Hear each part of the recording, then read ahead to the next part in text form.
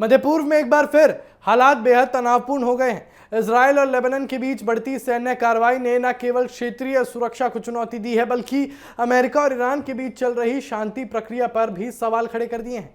इसी बीच स्विट्जरलैंड में होने वाली अहम वार्ता पर पूरी दुनिया की नजर टिकी हुई है, जहां अमेरिका और ईरान के प्रतिनिधि क्षेत्र में स्थायी शांति की संभावनाओं पर चर्चा करने वाले हैं।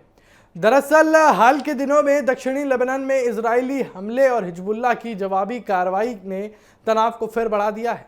रिपोर्टों के मुताबिक इजरायली सैन्य कार्रवाई में कई लोगों की मौत हुई है, जबकि सीमा पर संघर्ष लगातार जारी है। इस बढ़ते तनाव ने उस युद्ध विराम को भी खतरे में डाल दिया है जिसे हाल ही में लागू करने की कोशिश की गई थी। और इसी पृष्ठभूमि में अमेरिका और ईरान के बीच स्विट्जरलैंड में उच्च स्तरीय वार्ता शुरू होने जा रही है। इन बातचीतों का मुख्य उद्देश्य ईरान के परमाणु कार्यक्रम, लेबनान में संघर्ष विराम और क्षेत्रीय स्थिरता से जुड़े मुद्दों पर आगे का रास्ता तय करना है। अमेरिकी उपराष्ट्रपति जेडी वांस भी इस वार्ता में हिस्सा लेने के लिए स्विट्जरलैंड पहुंचे हैं, जिसे मौजूदा संकट के बीच बेहद महत्वपूर्ण माना जा रहा है। हालांकि ये वार्ता आसान नहीं रहने वाली। इससे पहले भी बातचीत शुरू होने से पहले कई बार अड़चनें सामने आई। ईरान ने साफ संकेत दिए थे कि लेबनान में हिंसा रुकने के बिना किसी स्थायी समझौते की दिशा में बढ़ना मुश्किल होगा, और यही वजह है कि पिछले सप्ताह प्रस्तावित कुछ बैठकों को टालना पड़ा था। इस पूरे घटनाक्रम में हॉर्मोज का मुद्दा भी जुड़ गया है। ईरान ने हाल ही में दावा किया था कि उसने इस रणनीतिक समुद्री मार्ग पर नियंत्रण कर लिया है। हालांकि अमेरिका का कहना है कि जहाज़ों की आवाजाही सामान्य रूप से जारी है, चूंकि दुनिया के बड़े हिस्से का जो तेल है उसकी आपूर्ति इसी मार्ग से गुजरती है।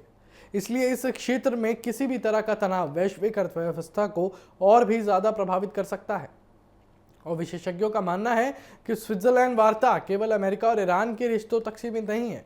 इसका असर पूरे मध्य पूर्व की राजनीतिक, वैश्विक ऊर्जा बाजार और क्षेत्रीय सुरक्षा पर पड़ सकता है। और अगर बातचीत सफल रहती है तो लेबनान में संघर्ष कम करने, परमाणु मुद्दे पर आगे बढ़ने और क्षेत्रीय स्थिरता कायम करने की दिशा में महत्वपूर्ण प्रगति हो सकती है। फिलहाल दुनिया की निगाहें स्विट्जरलैंड पर टिकी है। एक तरफ लेबनान में गोलियां चल रही हैं तो दूसरी तरफ बातचीत की मेज पर शांति की कोशिशें जारी हैं। अब देखना यह होगा कि कूटनीति की ताकत युद्ध के शोर पर भारी पड़ती है या फिर मध्य पूर्व एक बार फिर बड़े संकट की ओर बढ़ता है। लेकिन यह समझना जरूरी है कि जिस तरीके से मध्य पूर्व को लेकर जितनी भी अटकलें लगाई जा रही थी, वो अटकलें अब और ज्यादा बढ़ती हुई नजर आ रही हैं। आपको बता दें कि डोनाल्ड ट्रंप ने एक 60 दिन का स्थायी शांति समझौते पर हस्ताक्षर किए थे, लेकिन उसके बाद इजराइल ने जो हमले किए हैं वो हमले लगातार जो है इस मुद्दे को और ज़्यादा संवेदनशील बनाते चले गए। लेकिन अब देखना ये होगा कि आगे क्या होगा इस मध्य पूर्व तनाव को लेकर, क्योंकि मध्य पूर्व तनाव पर पूरे देश की और पूरी दुनिया की नज़रें लगातार इस पर बनी हुई है।